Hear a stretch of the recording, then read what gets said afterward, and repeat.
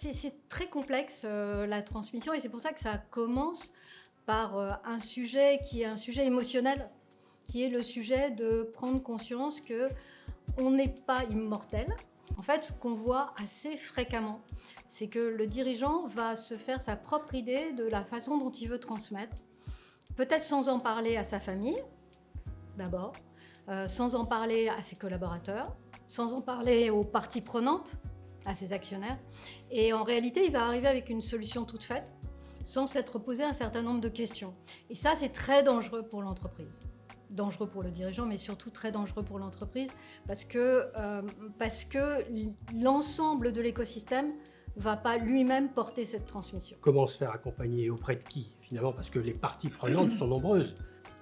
Les parties prenantes sont nombreuses. C'est un vrai projet, finalement, la transmission. Ah, complètement. Mais c'est pour ça qu'on dit souvent qu'il faut entre 5 et 10 ans pour aboutir à une transmission préparée, engagée et puis prise en compte par l'ensemble des parties prenantes et de l'écosystème. Il y a énormément d'acteurs sur ce sujet.